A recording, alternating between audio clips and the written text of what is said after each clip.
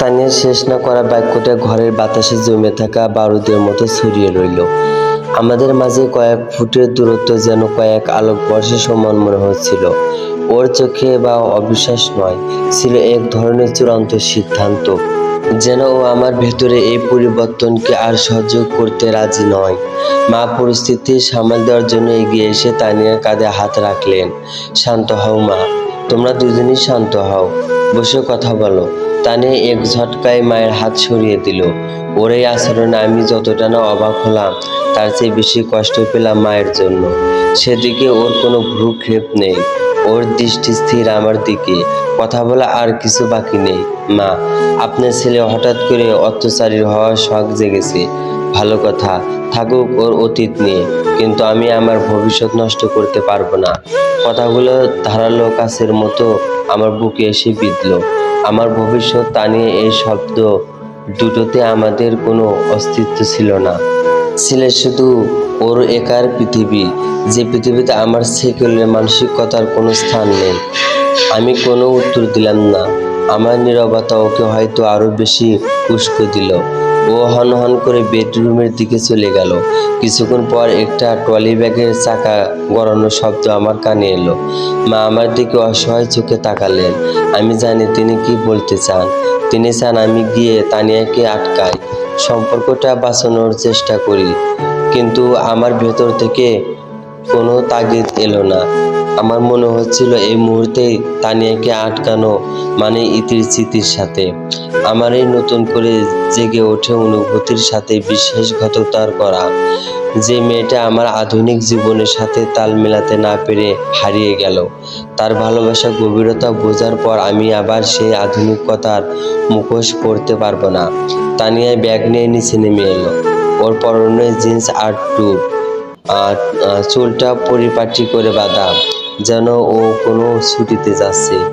এবারে আর তার মানুষের সাথে সম্পর্ক চুকিয়ে নয়। দরজার কাছে এসে শেষবারের মতো আমার দিকে তাকালো। ওর চোখে ঘৃণা বা রাগ ছিল না, ছিল এক অদ্ভুত করুণা। আমি বাবার বাড়ি যাচ্ছি অনি, তোমার এই সেকেলের নাটকের মধ্যে আমি থাকতে পারবো না। যেদিন মনে হবে তুমি তোমার অতীত থেকে বেরিয়ে এসে আবার আগের অনি হতে পেরেছ, সেদিন আমাকে ফোন করো। তার আগে নয়। আগের উনি যে উনি পার্টি ব্যান্ড আর বাইকের চাকচিক্য নিয়ে মেতে থাকতো, যে উনি নিজের স্ত্রী তার প্রাপ্য সম্মানটুকু দেয়নি, তানিয়া চায় আমি সেই মানুষটা হয়ে যাই। আমার ঠোঁটের কোণে একটা বিষণ্ণ হাসি ফুটে উঠল। আমি তো সেই আগের উনি, কে কবর দিয়ে আজ এখানে দাঁড়িয়ে আছি। তানিয়া আর উত্তরে অপেক্ষা করলো না, দরজা খুলে বেরিয়ে গেল। একটা গাড়ির স্টার্ট নেওয়ার শব্দ মিলিয়ে যাওয়ার পর বাড়িটায় নেমে এলো এক অস্বাভাবিক নিস্তব্ধতা। এই নিস্তব্ধতা ইতির মৃত্যুর পরে সেই নিস্তব্ধতার মতো নয়, সেই নির্বস্ততা ছিল শূন্যতার। আজকেরটা মুক্তির, যদিও এই মুক্তি এক তীব্র যন্ত্রণার সাথে মিশে আছে। মা আমার পাশে এসে দাঁড়ালেন, তার চোখে জল। তিনি আঁচল দিয়ে চোখ মুছে মৃদু স্বরে বলেন, কি করলে এটা বাবা? সংসার কি এভাবে ভাঙে? আমি মায়ের দিকে তাকালাম।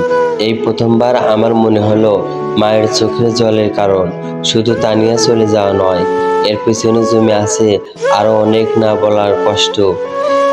ইতির জন্য জমানো দীর্ঘশ্বাস। আমি শান্ত গলায় বললাম, যেটা কোনোদিন সংসার হয়েই ওঠেনি মা, সেটা ভাঙবে কি করে? আমার উত্তরে মা আর কিছু বললেন না। তিনি রান্নাঘরের দিকে চলে গেলেন। আমি জানি তিনি তার দুঃখ লুকানোর জন্য কাজের মধ্যে আশ্রয় খুঁজেছেন, ঠিক যেমনটা ইতি করত। সারাদিন বাড়িটা একটা ভুতুরে জাহাজের মতো মনে হলো। আমি নিজের ঘরে গেলাম। তানিয়া পারফিউমের উগ্ন গন্ধটা তখনও বাতাসে ভাসছে। আমার দম বন্ধ হয়ে আসছিল। আমি ঘরের সবগুলো জানালা খুলে দিলাম। বিকেলের নরম আলো এসে ঘরটায় পড়ল।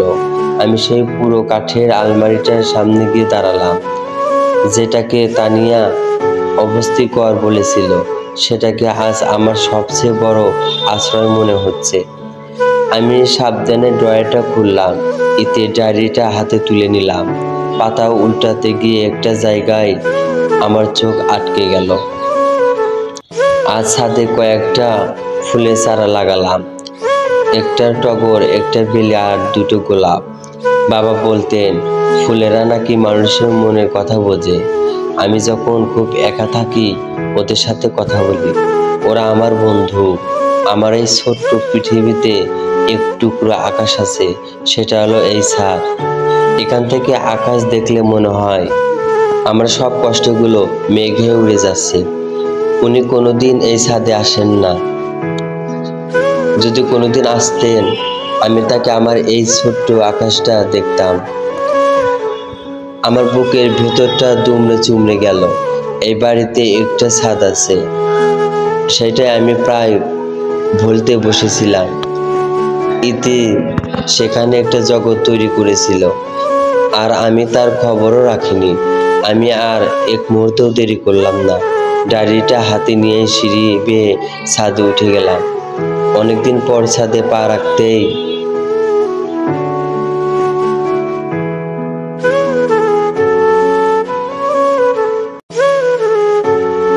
চলবে।